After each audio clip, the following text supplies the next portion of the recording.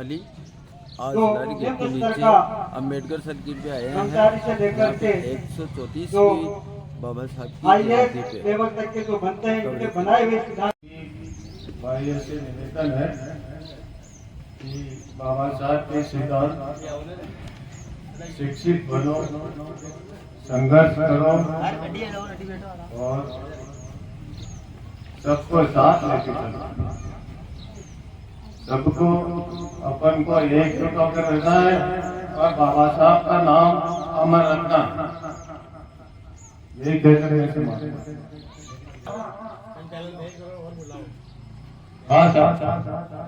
अगली कड़ी में मैं दिनेश जी पीटीआई से निवेदन करूं, आप ही आए और तो सबको संविधान के निर्माता डॉक्टर भीमराव साहब अम्बेडकर की आज 134वीं जयंती पे आप सभी ग्रामवासी पधारे, उनके लिए आपके बहुत बहुत हार्दिक अभिनंदन स्वागत करता हूँ।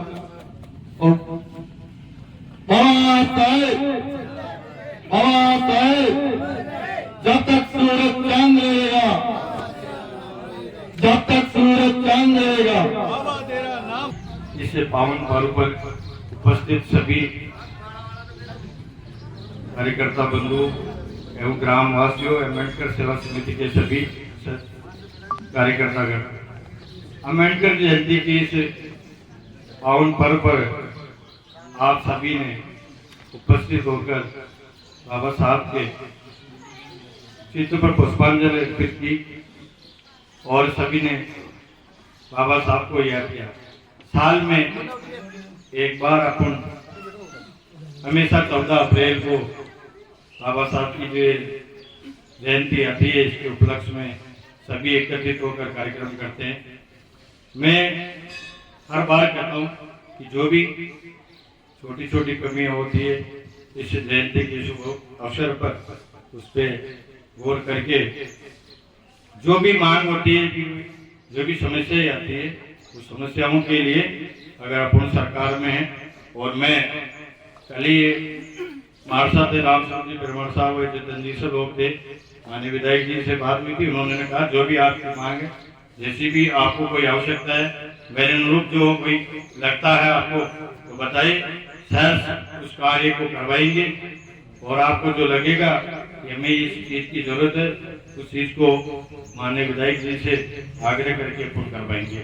ऐसी मेरी आप सबसे अनुरोध है, जो भी आपको उचित लगे, चाहे या कोई और भी, वो मैं आपको विश्वास देता हूँ माने है अपने प्रतिनिधि और सब लोगों से। ये जो पुस्तिका दी है, ये बहुत बड़ी काम की चीज है, इसको आप देखना, पढ़ना इसमें और ये रखना, ताकि आपको याद रहे हमेशा की ये क्या चीज है और कैसे क्या इनका जीवन था, कैसे इन्होंने संघर्ष किया इस चीज के बारे में।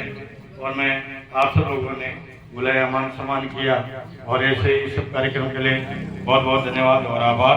धन्यवाद।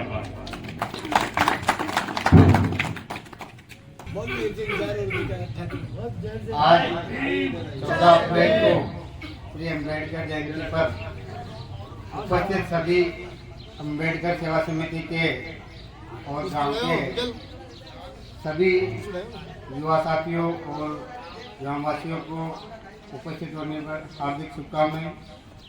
बाबा साहब अम्बेडकर ने